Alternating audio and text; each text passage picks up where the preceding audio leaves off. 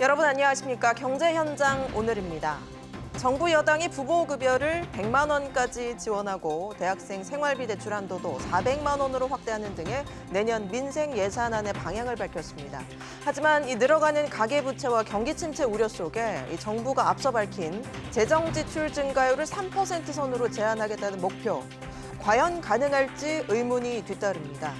그런가 하면 이 논란 속에 시작된 후쿠시마 오염수 방류, 정치권의 공방은 계속되고 있죠. 경제 현장 오늘 금요 경제 토론을 통해서 자세히 짚어보겠습니다. 함께해 주실 두 분 소개해드립니다. 김용남 전 의원, 박영석 전 의원 모셨습니다. 어서 오십시오. 네, 안녕하세요. 안녕하세요. 네. 안녕하세요. 자, 내년 예산안 관련 당정 협의에서 저출산 문제 또 이 경기 침체를 고려한 민생 지원책을 발표했습니다. 우선 눈에 띄는 게 부모급여가 확대되는 부분인데요. 영세 아동의 경우 100만 원까지, 또 1세 아동의 경우 500만 원인가요? 50만 원. 50만 원으로 예. 인상이 됩니다. 일단 받는 분들 입장에서는 반길 만한 일인 것 같아요, 김 의원님. 네. 사실 복지 제도와 관련해서 이렇게 현금으로 바로 주는 거는 그렇게 좋은 방법은 아니라고 합니다.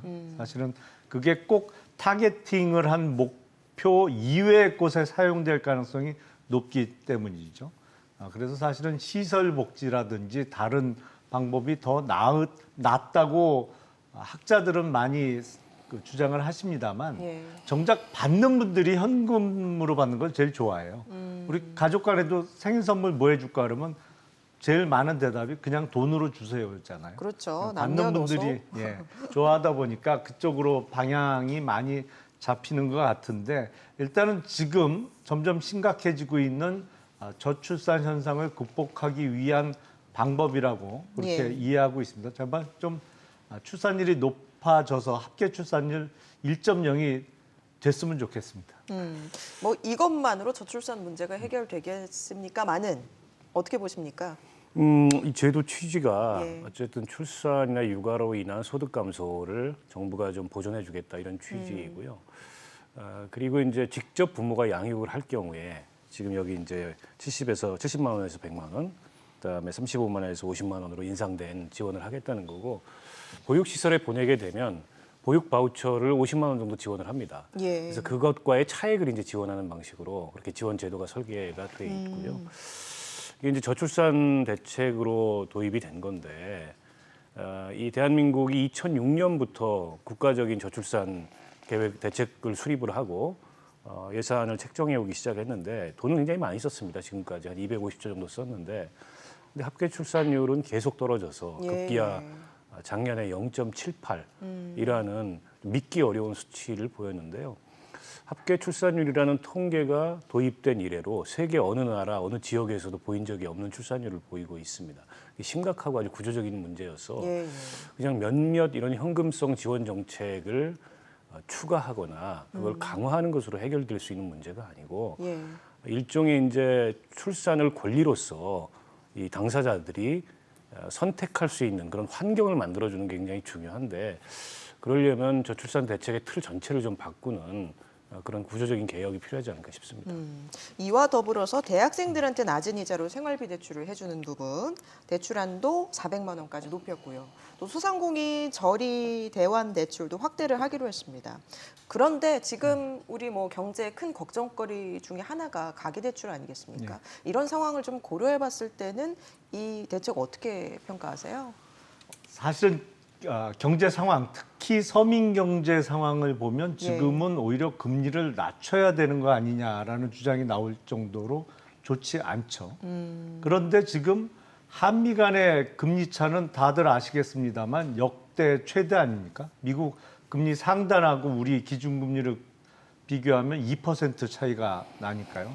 이렇게 금리 차가 많이 벌어진 적은 없거든요. 더군다나 다음 달쯤 미국 FOMC 회의에서 한 번 더 올리면 2.25% 차이로 더 벌어지게 생겼는데 예.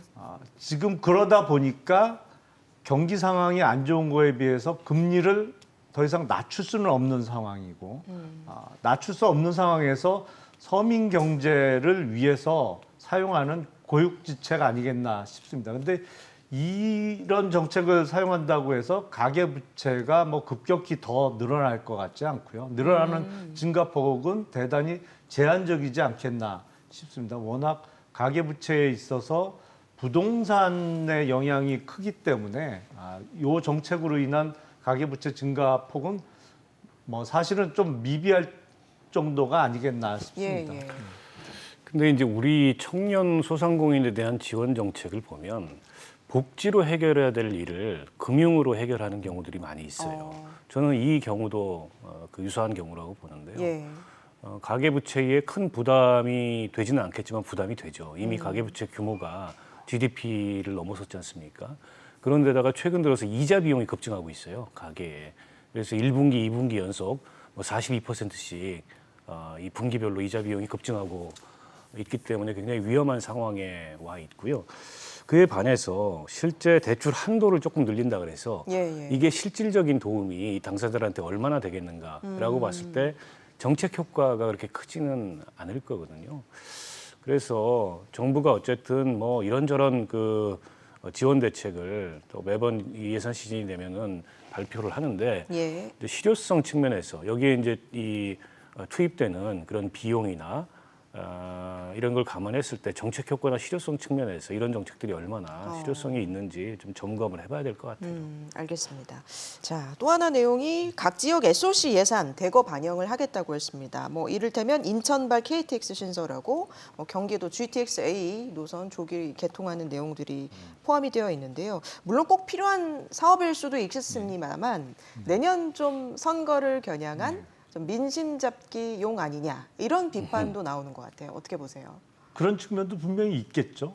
특히 각 지역에 지금 추진되고 있는 공항, 뭐 그 국제공항의 형태로 대부분 이루어집니다만 우리가 여러 번 경험을 했잖아요. 대표적으로 무안공항, 뭐 양양공항 이런 거 비행기가 하루에 한두 편도 뜨기 어려운 공항이 많이 있습니다. 물론 부산 그 가덕도 공항은 그거보다는 활용도가 높게 나오겠습니다만 뭐 SOC 예산은 특히 지역별로 좀 이렇게 나눠주는 그리고 그 선거를 앞두고 예산 나눠먹기 형태가 분명히 있죠. 근데 그 부분은 아예 어떤 예산의 그 구성에 있어서 정치적인 요소를 100% 배제할 수는 없습니다만 최대한 좀 점검을 해서 비효율적 예산 사용은 자제하는 쪽으로 가는 게 맞겠죠. 저는 마지막까지도 한번 더 점검을 해봐야 되지 않을까. 근데 이게 참 어려운 게 정부 예산안에 담겨서 국회에 올라오는 순간에 국회에서는 각 지역을 대표하는 국회의원들이 예산 심사를 하다 보니까 서로 자기 거는 반드시 관철을 시키려고 하고 뭐 그러다 보니까 조정이 어려운데 참 어려운 문제 같습니다. 이건. 예. 박 의원님은 어떻게 보세요? 그러니까 이제 총선을 앞둔 지금 예산 예. 국회지 않습니까? 총선 앞둔 예산 국회에서는 당연히 이제 총선용 이런 지역 개발 예산이 많이 편성이 되죠. 이것도 이제 그 일환이라고 보고요. 대표적으로 지금 낭비성 예산으로 거론할 수 있는 게 공항이에요, 공항. 근데 지금 대한민국에서 공항을 추진하겠다는 지역의 수요를 다 합치면 그 공항들이 정말 필요가 있을까라는 게 의심이 될 정도로 전국 각지에서 다 공항을 지금 건설하자고 하고 있거든요. 그래서 지금 부산 가덕도 신공항 같은 경우에도 이게 뭐 지난 정부, 현 정부 막론하고서 이걸 추진하겠다고 공약을 하고 추진을 하는데 정말 그 수요나 필요성 측면에서 이게 꼭 필요했는지에 대한 여러 가지 반론도 있거든요. 근데 그런 그 측면에서 봤을 때 아무리 이게 총선 앞둔 지역개발 예산이 정치적으로 배정되고 또 국회에서 결정된다고 하더라도 어쨌든 국민의 혈세지 않습니까? 그런데다가 정부가 지금 전반적으로 긴축 기조로 가고 있는데 이 정책 전반은 긴축 기조로 가면서 이렇게 SOC나 개발 예산은 이런 식으로 총선 앞두고서 그 낭비성 예산이 이렇게 뻔히 보이는데도 책정하는 게 과연 이게 바람직한 그 예산 편성이라고 볼 수 있는지 여러 가지 문제의식이 좀 듭니다. 조정이 필요한 부분으로 공항을 좀 지적을 해주셨는데요. 의원님께서는 어떻게 보세요? 저도 사실은 공항이 대표적인 예산 낭비 사례가 많죠. 지금 지방에 있는 공항들 활용 빈도를 보면 참 안타까운 상황이 많거든요. 그 돈을 들여서 공항 지어놓고 사실은 거의 이용객이 없다시피 해서 텅텅 비워놓는 경우가 많은데 문제는 이렇게 특히 SOC 예산은 그 지역의 토목 내지는 건설업체, 우리가 줄여서 토건족이라고도 뭐 얘기를 합니다만 그분들의 이해관계하고 대단히 밀접하게 관련이 있다는 것이죠. 이번에 네. 새만금 잼버리 파행과 관련해서도 그 부분에 대한 문제 지적이 계속되고 있습니다만 또 그런 분들이 각 지역의 국회의원이나 정치권의 영향력을 많이 행사하다 보니까 의원들 입장에서는 놓칠 수 없는 예산이 돼버리는 경우가 많아요. 그래서 반드시 유치해야 되는 사업. 그래서 예산은 따오는데 나중에 그 예산으로 지어놓은 결과물을 보면 많은 국민들께서 아니 도대체 여기다 이걸 왜 했어? 이런 얘기가 많이 나오는데 그거 앞으로 고쳐가야 되겠고 지난 문재인 정부에서 예비 타당성을 안 받을 수 있는 예타 면제 사항을 대폭 늘렸죠. 그건 전체적으로 보면 결코 잘한 일은 아니라고 생각을 합니다. 오히려 예타에 대해서 좀 더 점검하고 과학적으로 검증할 수 있는 곳으로 해서 좀 타이트하게 가져갔어야 되는데 예타를 피해갈 수 있는 길을 너무 많이 늘려놨어요. 그러다 보니까 예산 낭비가 좀 큰 폭으로 됐던 것이 아닌가 싶습니다. 예. 예타 부분 지적을 해주셨는데 박 의원님 어떻게 보십니까? 그러니까 이게 그 지난 정부의 예타 면제 대상 사업 범위가 크게 늘어났는데요. 사실은 뭐 정권을 막론하고 특히 이제 선거를 앞두면 그 예타 관련돼서 몸살을 앓습니다, 한마디로. 그래서 아마 내년 총선을 앞두고도 각종 지역개발 사업에 예타 면제를 요구하는 그런 요구가 국회를 중심으로 본물처럼 터져나올 가능성이 높고요. 그러다 보니까 국가재정 운영에 원칙이 없는 거예요. 국가재정법상 예비타당성 조사는 굉장히 엄격하게 기준이 정해져 있는데 저마다 사업마다의 특수성을 들어가지고 예타 면제를 요구하고 또 그게 정치적으로 이렇게 면제가 결정돼요. 이렇게 한번 원칙이 무너지기 시작하니까 경쟁적으로 왜 우리는 안 되냐 예. 이런 어떤 요구들이 나타나면서 이게 이제 이 국가재정의 원칙이 제가 보기에는 좀 흔들리는 그런 상황이 발생하는데 예. 사실은 저는 국회에서부터 또 이 국회의원들부터 좀 자제해야 된다고 생각합니다. 저도 국회에 있을 때 보면 특히 제가 이제 기재위를 4년 동안 했었거든요. 예. 매번 이 예타 면제와 관련해서 부적절한 사례들이 지적이 되고 거론이 됨에도 불구하고 또 매년 빠짐없이 이게 이제 지역 개발을 둘러싼 이 국가재정법을 우회하는 그런 예타 면제가 추진되고 뭐 이 정권의 수준은 예외가 없을 거라고 보는데 전체적으로 정부가 건전 재정을 강조하고 긴축 기조를 가지고 있다면 그런 면에 있어서 좀 원칙적이었으면 좋겠다 이런 생각입니다. 예. 이렇게 뭐 쓰겠다는 곳은 많은데 말씀하신 것처럼 건전 재정, 나라 살림이 문제인데요. 들어오는 세금이 일단 확 줄어든 상태이고 또 뭐 중국발 경제 위기감도 커지고 있는 상황이지 않습니까? 지금 어떻게 씀씀이 뭐 더 줄여야 될 것 같은 그런 상황이지 않을까 싶기도 한데 어떻게 보세요? 지난 문재인 정부 시절에 평균적으로 예산 증가율이 약 9% 정도 됐습니다. 예. 정확하게는 8.7% 정도 됐는데요. 그냥 9%로 단순 계산하면 매년 9%씩 예산 사용이 늘어나면 8년 지나면 2배가 되는 거잖아요. 그러니까 문재인 정부 임기를 시작할 때 1년 예산이 400조가 조금 안 되는 수준이었는데 끝날 때는 600조를 넘어갔단 말이죠. 근데 윤석열 정부 들어서는 3% 이내에서 제한하겠다라는 원칙은 밝혔어요. 그러니까 640조에서 뭐 조금 늘어나는 정도로 그칠 것인데 지난 정부에 비해서 증가율은 약 3분의 1 정도로 줄어들 겁니다.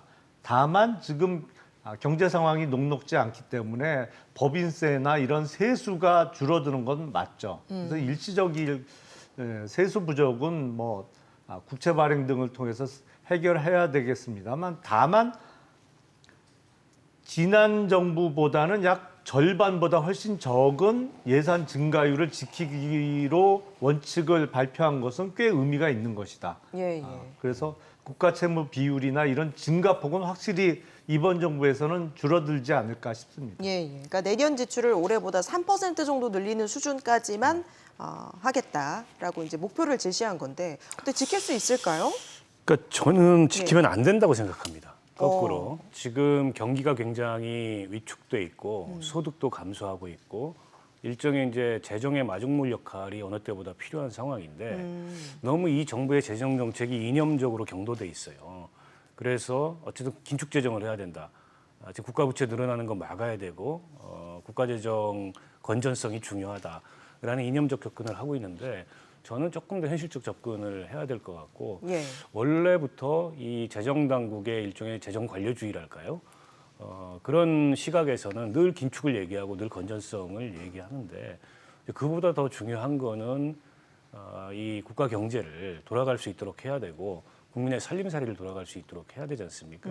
지금 2분기에 가계 소득이 한 4% 줄었습니다. 계속 줄고 예. 있고 물가 빼고는 내 월급 빼고는 다 오르고 있다. 이제 이런 한탄이 나올 만큼 살기가 굉장히 어려운데 이렇게 정부가 수치에 집착해서 재정 증가율 3% 이내로 묶겠다. 이런 목표에 집착하는 게 실질적으로 무슨 의미가 있는지 모르겠고 올해 이제 사회복지 예산이 206조 정도 되는데요. 작년 대비 한 5.7% 증가한 거거든요. 예. 근데 박근혜 정부 평균 7.5% 증가했고 이 문재인 정부 때는 10% 증가를 했어요. 그러니까 박근혜 정부 때도 굉장히 긴축 기조였음에도 불구하고 7.5% 증가한 원인은 의무 지출이 그만큼 늘어나기 때문에 그렇습니다. 사회복지 예산은 70% 이상이 의무 지출이고 그 예. 의무 지출의 자연 증가가 계속 발생을 해요. 물가 상승 때문에 발생하고 고령화 때문에 발생을 하고. 근데 그것조차도 지금 맞추기가 빠듯한 상황이에요. 이렇게 되면. 그러면 다른 데서 굉장히 구조조정을 많이 해야 된다는 건데 실제 들여다보면 그렇게 구조조정 할 수 있는 데가 없습니다. 이게 그 예산이라는 게 이미 짜여 있는 경직성 경비들도 많고 정부가 재량으로 늘렸다 줄였다 할 수 있는 영역이 막상 칼을 내려고 보면 생각보다 그렇게 많지 않아요. 오히려 그걸 잘못 칼을 댔을 때 그게 가져오는 부작용도 있을 수 있기 때문에 예. 지출 구조 조정이라는 게 말처럼 쉽지 않거든요. 그래서 저는 정부가 민생도 살피면서 이 재정도 긴축하겠다. 이게 서로 모순된 이 목표를 어떻게 달성할지 궁금합니다. 예. 이 부분에 있어서는 저하고 가장 의견이 다를 수밖에 없는 네. 부분 같습니다. 제가 앞서 지난 문재인 정부 시절에 예산이 평균적으로 약 9% 정도 증가했다고 했죠. 근데 지난 정부 시절에 우리 GDP 증가율은 2% 남짓했거든요. 그러니까 국가 채무 비율이 당연히 올라갈 수밖에 없는 것이죠. 뭐 다들 아시겠습니다만 GDP 대비 국가 채무로 이제 비율을 정하니까요. GDP는 뭐 1년에 2% 남짓밖에 안 늘어나는데 예산 사용은 9%씩 늘어나다 보니까 지난 문재인 정부 시작할 때만 해도 국가 채무 비율이 40%가 안 됐습니다만 끝날 때는 50%가 돌파하는 시점이 되는 것이거든요. 우리가 1997년도 IMF 외환 위기를 극복할 수 있었던 뭐 여러 가지 원인이 있었겠습니다만 가장 큰 이유는 당시는 국가 채무 비율이 대단히 낮았어요. 그래서 그런 위기가 닥칠 때를 대비해서라도 국가 채무 비율은 적절하게 낮춰놓는 것이 맞지 않나 싶고 그런 예. 의미에서 3% 이내에서 예산 확대를 제한하겠다는 것은 결국에는 저는 옳은 방향이라고 생각을 합니다. 그러니까 지난 정부 시절에는 어쨌든 코로나 3년의 특수성이 좀 반영됐다고 네. 봐야 되고요. 전 세계적으로 볼 때도 우리나라 정도의 그런 경제 규모를 갖추거나 선진국들 같은 경우에는 대체로 정부 지출이 다 늘 수밖에 없었습니다. 그런 추세가 반영된 거라고 보고 물론 이제 어느 정도의 국가 부채 증가율을 관리하느냐. 그러니까 정답은 없어요.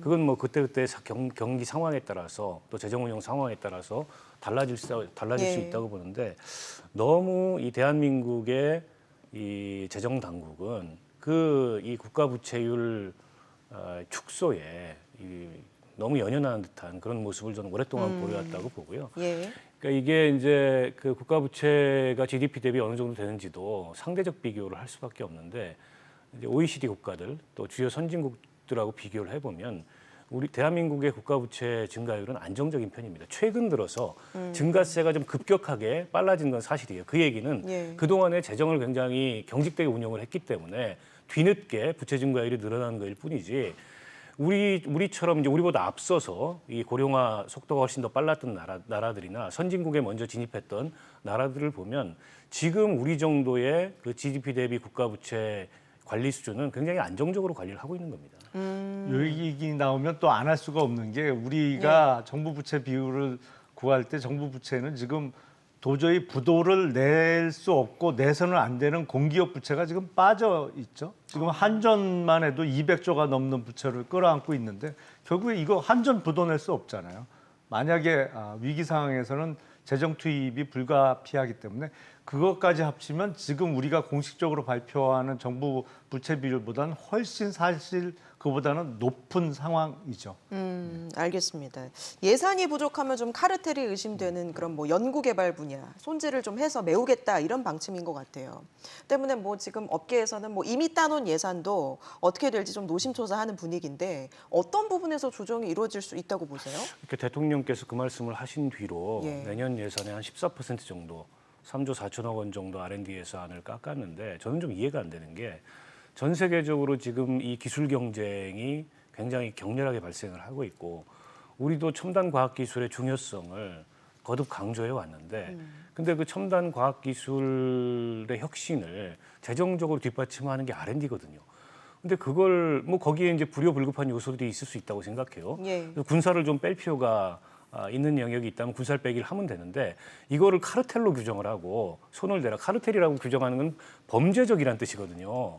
그런 함의가 담겨 있는데 이렇게 하면서 R&D를 통한 어떤 혁신을 도모하겠다. 이것 역시 좀 모순되는 얘기고 지금 대통령께서 몇 차례 이제 카르텔 얘기를 했는데 사교육 시장이 카르텔 얘기도 하고 또 뭐 건설 또 노조 카르텔 얘기도 하고 근데 정작 대한민국 그 이 산업과 경제에 오래된 카르텔에 대해서는 말씀을 안 하세요.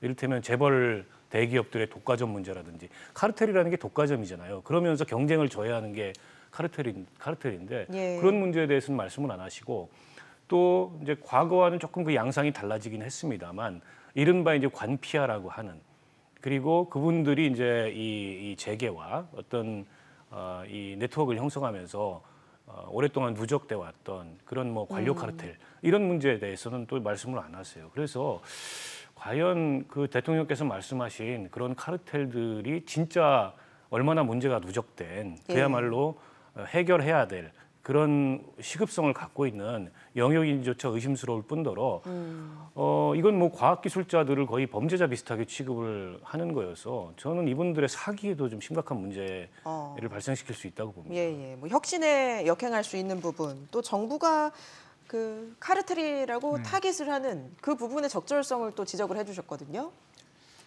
근데 R&D 예산과 관련해서는 주로 실제적인 형태는 정부 연구과제를 따서 예산 받아서 그걸 해갖고 이제 성과물을 내는 형태로 대부분 이루어지지 않습니까? 근데 실제로 이 분야에 종사하는 분들 얘기를 들어보면 소위 R&D 예산 나눠먹기 형태가 없지 않는 것 같아요. 분명히. 그리고 그 예산을 따던 곳에서 계속 따가는 경우도 많고. 예. 그게 혹시 특정 분야가 있습니까? 여러 가지 뭐 좀 옮겨 다니기는 하는 것 같더라고요. 예. 보니까 그 각 정부의 성격상 분야도 옮겨 다닙니다만 그동안 R&D 예산은 지속적으로 늘어나고 있던 추세였죠. 과거 정부까지는. 근데 우리가 생각해 보면 정말 혁신적인 결과물을 내놓는 R&D가 정부의 R&D 예산을 통해서 그런 결과가 나온 경우가 많느냐? 그거보단 사실은 사기업체에서 이루어진 R&D를 통해서 혁신적인 결과가 나온 게 대부분이죠.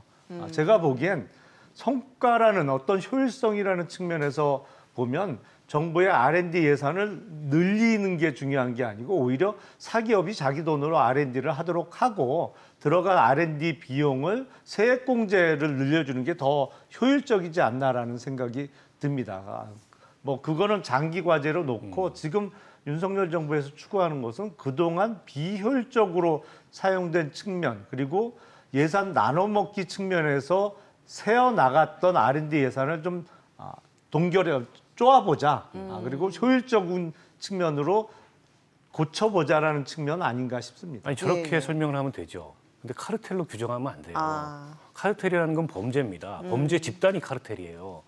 근데 대통령이 검사를 하셔서 그런지 본인 생각에 뭔가 비효율성이 있다라고 느껴지면 그걸 카르텔이라고 불러요.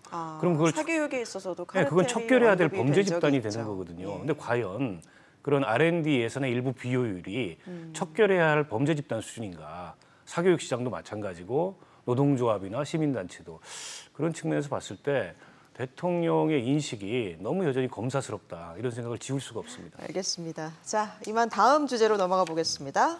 자, 후쿠시마 오염수 방류가 논란 속에서 시작이 됐습니다. 그러나 국민은 여전히 불안합니다. 자, 한덕수 총리가 정부와 과학을 믿어달라라고 했습니다. 그런데 벌써부터 사실 좀 횟집 가기 꺼려진다는 분들이 계세요. 어떻게 보세요? 영향이 없을 수 없죠.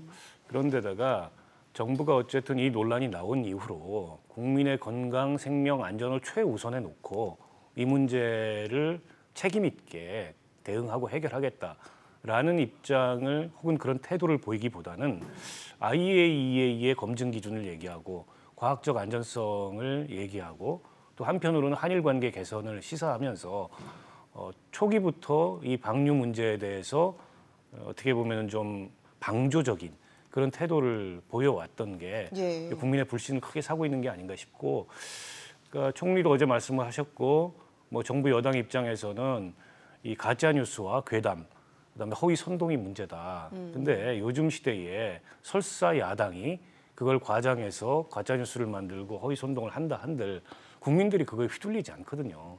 근데 국민들 80% 이상이 이 문제에 대해서 상당한 우려를 가지고 있고, 또 일본 내에서도 실은 일본의 어업단체라든지 또 일본의 시민단체라든지 생각보다 더 격렬한 반대가 예, 이 방류 이후에 일어나고 있는데, 또 우리 정부는 마치 무슨 일본 정부도 하지 않는 동영상을 만들어가지고 정부 예산을 들여서 그걸 홍보하는 그런 홍보물도 만들고, 그러니까 저는 그래서 실제 과학적으로 얼마나 위험한가 안전한가 이 문제를 떠나서 예. 정부가 정치적으로 보여주는 태도, 그게 이제 국민들로부터 크게 불신을 받고 있는 이 상황이 문제라고 봅니다.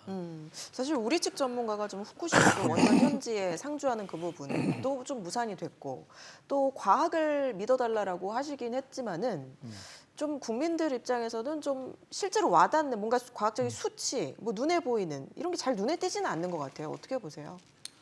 그렇게 저 개인적으로는 예. 그 과학적으로는 어떤 건강상의 위해를 끼칠 염려가 없다라고 생각을 합니다. 그리고 소위 다액종 제거 설비라고 하는 알프스를 통해서 다른 방사선 물질은 걸러진 상태에서 시석돼서 이제 방류되는 방식이고, 다만 예. 알프스를 통해서 삼중수소는 제거가 안 된다는 것인데, 뭐 과학하시는 분들의 이야기를 들어보면 이 삼중수소는 체내 축적이 안 된다고 해요. 그러니까 뭐 저는 그런 과학적인 그 해법을 믿는 상황입니다만, 이게 가장 잘 표현한 그 구절이 그거 같아요. 안전과 안심은 다르다. 아니, 과학적으로는 안전한데 그래도 안심은 못하겠다고 하니 그 부분에 문제가 있는 것이죠. 근데 각국 나라의 태도를 보면 지금 중국이 가장 극렬하게 반대하고 네, 있는 네. 것 같고요. 미국은 우리보다 더 적극적인 모습을 보여주는 것 같습니다. 왜냐하면 어제 주일 미국 대사가 후쿠시마 지역을 방문해서 수산물을 먹으면서 앞으로도 계속 먹겠다, 뭐 이런 퍼포먼스까지 벌인 거로 봐서 우리보다 더 적극적으로 어떤 면에서는 지지 의사를 펼치고 있는 게 미국이고 다른 나라들의 태도인 것 같은데, 다만 우리는 인접해 있다 보니까 해류의 방향이라는 측면에서는 가장 마지막에 영향을 받는 나라가 되는 것이 과학적인 결과입니다만, 예. 직선 거리로 지리적으로 가깝다 보니까 많은 국민들께서 불안해하시는 것 같은데, 비록 상주는 못합니다만 실시간으로 정보 공유를 하기로 했고요. 그리고 최소 2주일에 한 번 이상씩 현장 방문을 하기로 했기 때문에 현장 방문도 중요하겠습니다만 가장 중요한 것은 실시간으로 데이터를 공유하는 부분이 되지 않을까. 그 부분에 대해서 좀 더 널리 홍보하고 쉽게 과학적인 데이터를 확인할 수 있는 방법을 국민들께 알려드리는 게 중요해 보입니다. 예, 예. 민주당은 비상행동에 나서겠다라고 선포를 한 상태이고 입법도 추진을 한다는 방침인데 이게 어떤 내용인가요? 일단 이로 인해서 이제 피해자가 발생하지 않습니까? 그 이제 피해자를 지원할 수 있는 그런 대책을 입법을 통해서 마련하겠다라는 게 가장 우선적으로 방점을 두고 있는 것 같고, 그리고 이 문제에 대해서 이 말하자면 이제 방류를 막을 수 있는 그런 정부 차원의 뭐 대책을 저는 그건 쉽지 않아 보입니다. 그걸 뭐 어쨌든 일본 정부의 일종의 주권적 행위인데 우리가 그걸 입법을 한다 그래서 그걸 막을 수 있는 방법은 예, 예. 없어 보이는데요. 아무튼 뭐 그런 이제 대책들을 거론하고 있는데 저는 야당이 뭐 시위를 하고 오늘도 광화문에 나가서 집회를 했습니다만 이거는 이제 지금 국민 여론을 감안했을 때 국민들의 그런 의사를 대변한다는 차원에서 할 수 있는 행위라고 봅니다. 오히려 정부 여당이 그런 면에서 너무 둔감했다. 때문에 이걸 여론을 악화시키는 원인을 제공했다고 보는데 근데 이게 시위로서 바꿀 수 있는 건 한계가 있어요. 결국에 이제 정책적으로 어떤 대안을 마련할 것인가. 예, 그리고 예. 일본과의 뭐 협력 속에서 이제 모니터링을 우리가 간접적으로 하는 건데 그것도 훨씬 더 좀 강화할 수 있는 방안. 이를테면 우리 측 전문 인력의 상주에 대해서 일본이 답을 안 해요. 그게 이제 대통령이 요구했던 사항이거든요. 그에 대해서도 분명하게 어쨌든 일본 측의 답변을 받아내야 될 것 같고, 그다음에 핵종 물질을 좀 추가하자, 감시 대상이 되는 핵종 물질을 이것도 우리 쪽이 요구했는데 그에 대해서도 답이 없어요. 이런 거를 정부가 관철시키도록 국회에서 역할을 하는 게 여야 공의 몫이 아닐까 싶습니다. 김 의원님 혹시 첨언하실 내용 있으신가요? 글쎄 뭐 특히 어민들이나 수산업 관련한 분들의 피해가 있을 수 있겠죠. 예. 근데 광우병 사태나 사드 배치 때와는 달리 야당이 괴담을 덜 만들어내거나 많은 국민들께서 그 괴담에 넘어가시지만 않으면 그만큼 피해는 줄어들지 않을까라는 생각이 듭니다. 알겠습니다. 오늘 두 분 말씀 여기까지 듣도록 하죠. 박원석 전 의원, 김용남 전 의원과 함께했습니다. 고맙습니다.